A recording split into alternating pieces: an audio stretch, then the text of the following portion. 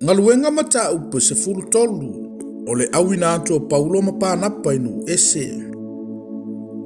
Sa ile kale sia ane tioka nisi perofeta ma oao o panapa ma si meona ua ingoia ni keru maluki o le kurene o mana ena sa tausia fatasi o ia ma he rota le tupu ato a masaulo o la tau au na ile li ma ana popongi ona fetalai mai leo le nganga pa ia. Totofi ia moa o panapa masaulo i le ngaruenga ua ovala awinai i la ua. Ona ana popongi leo i la tou matatalo, mawhae e o la tou lima yante i la ua.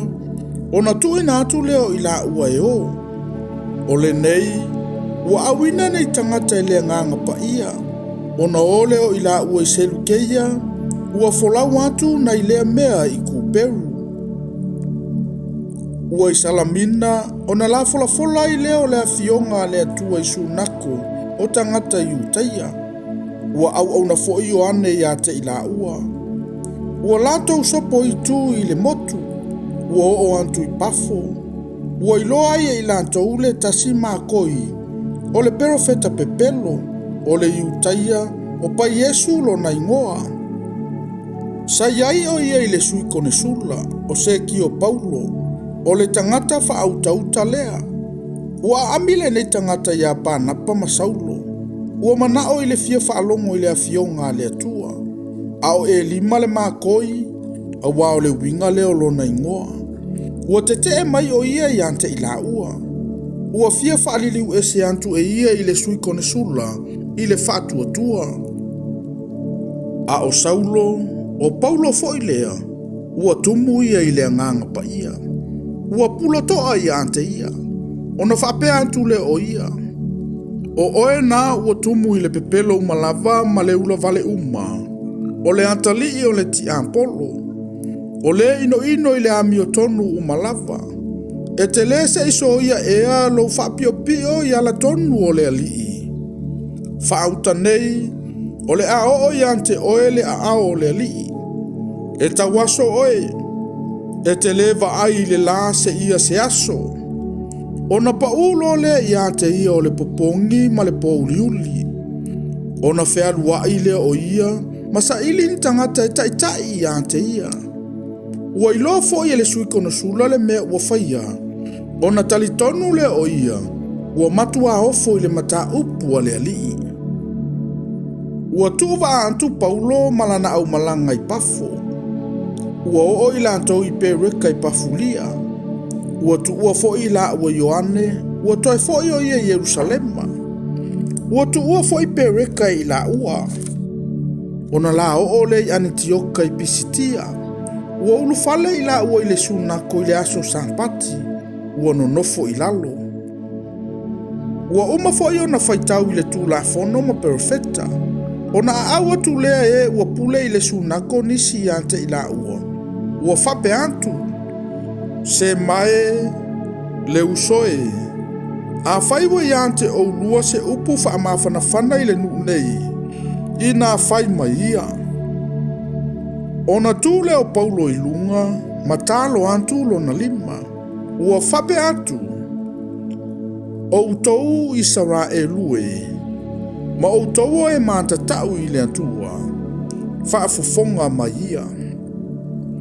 O le antua o le nei nuo Israelu na filifilia e ia o tanto utama. Ma ua whaaya ina le nuu, ina o au mau i lantou le nuu ai kupito. Ua ia taitai ese atu ai fo i ante i lantou i le ao malosi. Ua ia ono sa i fo i lantou wa mio i le vau, i ona tausanga pe fanga fulu. Ua uma fo i ona olo ina e ia o nuu e fitu i le lau ele o kanana. Ona tufa i leo lantou lau ele i ante i lantou. Ua mawai fo i o ia mea, ona atu le e i o whaamasino mo i lantou. E o lava i le perofeta o Samuelu, i tausanga pe whao se lau ma le 5 fulu. Muli ane, ua lantou whaatonga i se tupu. Ona antu le antua i ate i lantou o Saulo, le atali o Kiso. O le tangata o le tu a inga o Peniamina, i tausanga e whanga fulu. wana ave ese fo ia te ia, ona Faitauina le e ia o tavita, e fai mo lantou tupu. Ua ia mo le tino fo ia te ia ua whapeane. Ua o maua tavita le atali o Yese, o le tangata e tusa malo nei loto, na te whaia o mea umalava o te manao iai. O le ainga o le nei tangata ua Faitauina i e le atua ia Israelu le whaola o Yesu. Pei o na fola ina ia. Ina ua mua i tāla i Ioane, a o le i maliu mai o ia. I le papati songa o le salamo i le nuo Israelu umalava. Ua whai mai Ioane a o whauma ia lo na whaiva. O ai ea o nei i o outou manatu. E leo ia o nei, ai peitai, whaauta mai, o loo muli mai le tasi, o te lea o ngā ona o tatala i lona se vai. Se mai le au soe, o whanaua sa apera a mō, a toa mai o mātatau i le antua o ia te outou, ua mōlia mai le upo le nei o la tanga ia te outou. A wao i lantou o eno nofo Yerusalema, ma o lantou walii, ina ua le iloa i lantou o ia, ma upo le au profeta, ua Faitauina i le sapati ma le sapati, ua taunu ai ia te i lantou ilo lantou whaasala ia te ia. E ui lava ina ua le maua i lantou se mea tatau o naoti ai o ia. A ua lantou whai antu i api lantou, ia whasi o tia o ia. Ua whaai ufo ia i lantou mea umalava na tūsia i ante ia. O na ave ifo lea i lantou i ante ia i le la au, ua tuu i le tunga mau.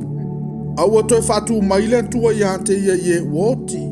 E tele aso na ilo ai o ia tangata, na o ae mai ia na i Kalilaia i Yerusalema. O ana moli mau i lantou i le nuu. Ua mafolafola atu fo i le tala lele i ante outou i le mea na folafola ina atu i o tantou tamaa. Ua whao ole e le antua i ante i tantou ua lantou whanau. I lona toi Faitauina o Yesu, pei o na tusia foi i le salamo e lua. O lo uantali i oe, ua whanaua oe au i le aso nei. Ona ua toi Faitauina mai o ia i ante ia i e uoti, ia le toi foi atu lava i le mea e palai. O lea ua whapea o na whetalai mai ai o ia. O te whoai antu ia te outou mea pa ia tavita, ua whaamao ni lava. O le mea foi lea ua whetalai mai ai o ia i le tasi salamo. E te letu antu lau tangata pa ia i o ia i le pala. O tavita foi, ina ua uma o na auna i le finangalo o le antua i lona lava tupulanga. Ua moe ia, ma ua whaatasi na atu i ona tamaa, ua o fo i ante ia le pala. A o le na toi Faitauina mai e le atua, ua le o i ante ia le pala. O le nei, se mai le au soe. I outou i loa ua folafola ina i ante outou le whaamangalo ina o angasala, ona o le nei tangata. O tangata uma fo i o e whantua e ta wame o tonu ina i lantou i ante ia i mea umalava, na le mawhai o na ta wame o tonu ina i outou i le tūlafono mose. O le nei, ia outou nei o i ante outou le mea ua whai mai ai profeta. O outou o e ino i nawa ai mai ia, ma ofo, ma mau ia. A wā o te whai alawa e au se ngā luenga i o na aso outou.